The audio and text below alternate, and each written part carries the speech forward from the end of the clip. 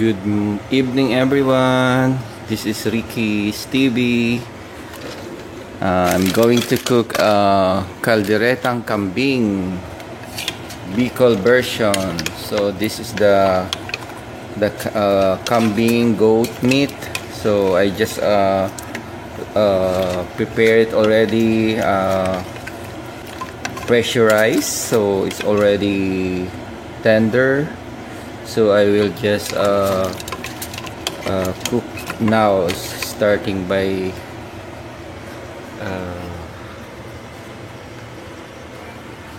magigisa na po ako. Yun na. Magigisa na po ako ng sibuyas.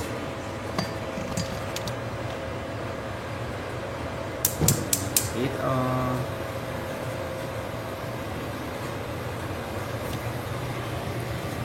calderetang kambing po,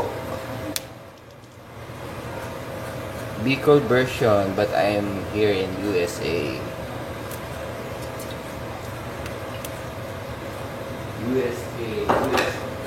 So I have a lot of white onions.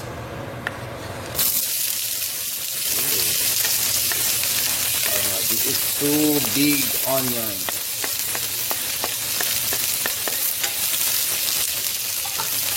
And this goat meat is like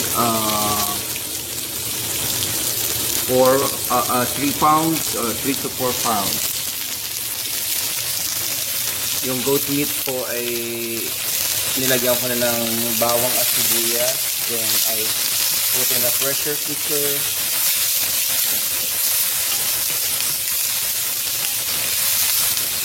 A lot of onions, sibuyas po. Then later I will put the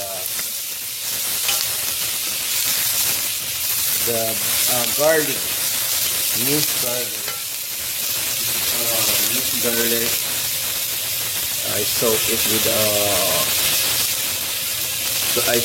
with olive oil.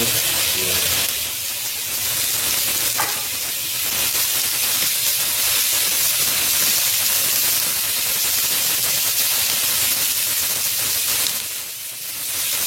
Madali lang po magluto pag ang karne, ang goat meat is already tender.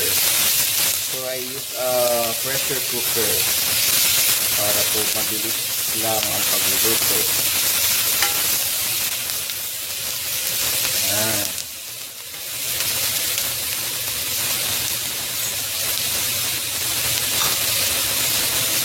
Then I will cook, I will put 3 tablespoons of garlic.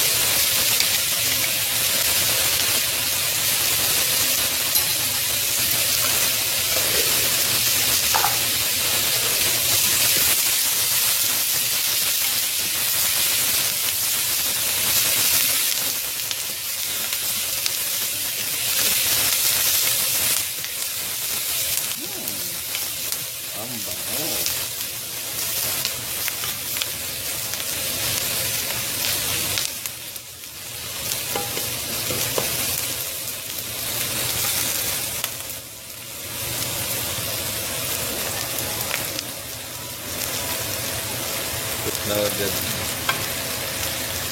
Ilagay ko na po ang kambing, goat meat.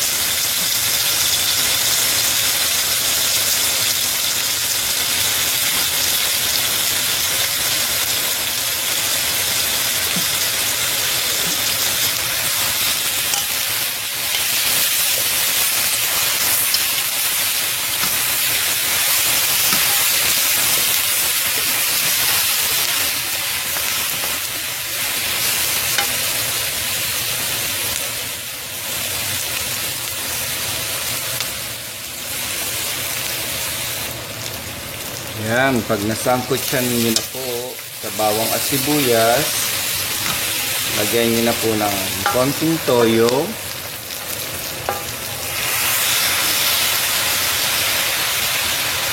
Nung pinalambot ko po ito sa pressure cooker, nilagyan ko na rin po ng toyo yun, kaya medyo inukulay na po yung beef, yung goat. Kulay brown na. So, ito po ang sekreto niyan. Meron po ako na itong Lee and Perrins Worcestershire. Oh, it's hard to pronounce.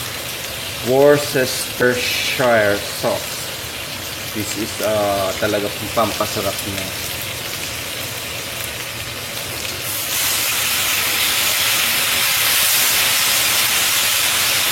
Wow. Bango. Worcestershire and put pepper, ground pepper,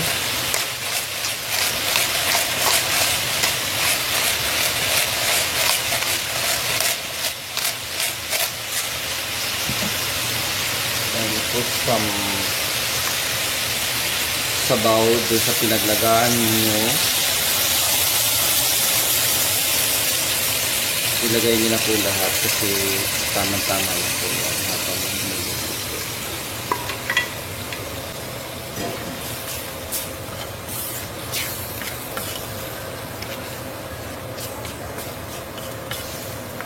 So after maybe 10 to 15 minutes, tatakpan ko po siya.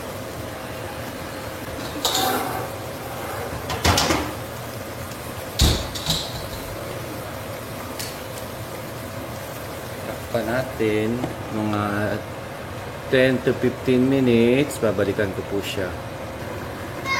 Makalipas po ng 15 minutes,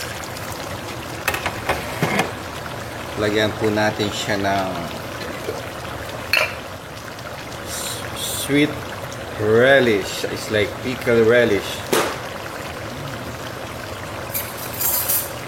Mga 2 tablespoons. Yes, anak. At 2 to 3. Pwede na 2 to 3. 2 to 3 tablespoons. Relish.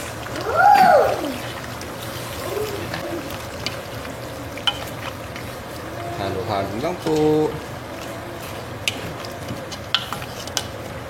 Marami po pong ingredients yan.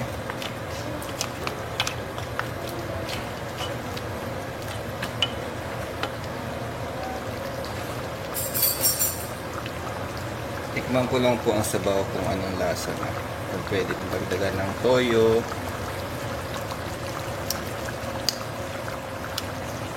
Pwede na siya. Takpan na lang uli natin. Another 5 to 10 minutes. Okay, after 10 minutes again. Wow, see? Ilalagay po natin itong Reno liver spread. Reno. Specifically Reno. Yes, after 10 to 15 minutes po, after I put the Reno, see, oh my, nagmamantika na siya, oh. Konti lang nilagay kong mantika dito. So, the mantika is from the kambing, goat meat. See? So, tama na po ang lasa niyan, tinikman ko na siya.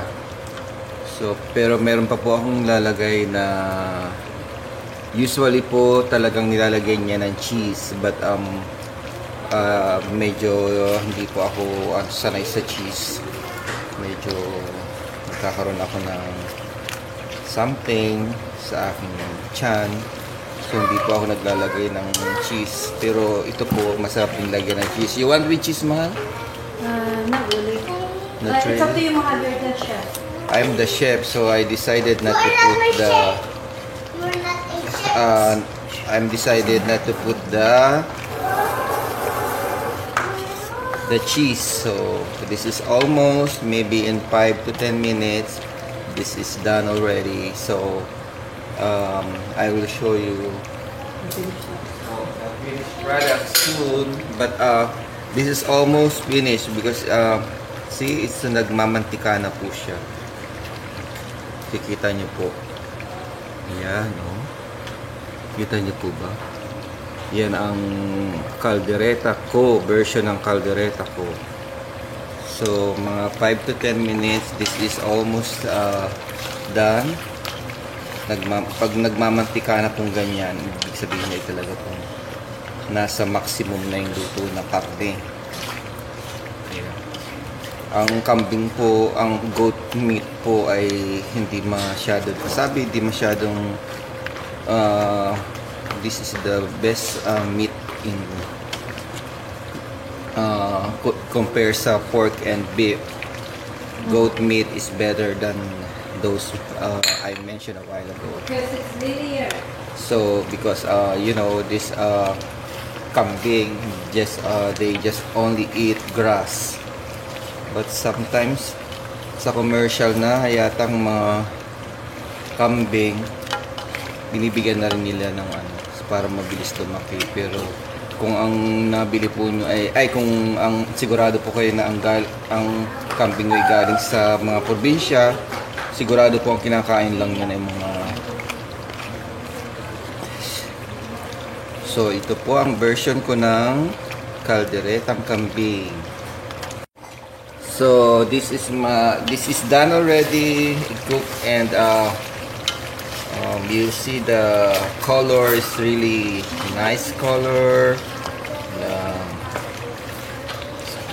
So this is Ricky's TV. Please subscribe to my channel, Ricky Gallardo, and please like, share, and subscribe, and click the notification bell. Okay, this is my finished product of my kalderetang kambing. Ako, ang daming mantika. Sometimes, inaalis ko na lang po yung excess na mantika. Di mo naman makakain yan. So, this is my version of kalderetang kambing. Hindi po siya spicy dahil my son, Jem can't able to eat spicy. So, if you want to add spice, so just put the spices to separate, but this one is not spicy because my son is Jem not eating spicy at this time, but soon he will. Okay, please subscribe to my channel, Ricky's TV.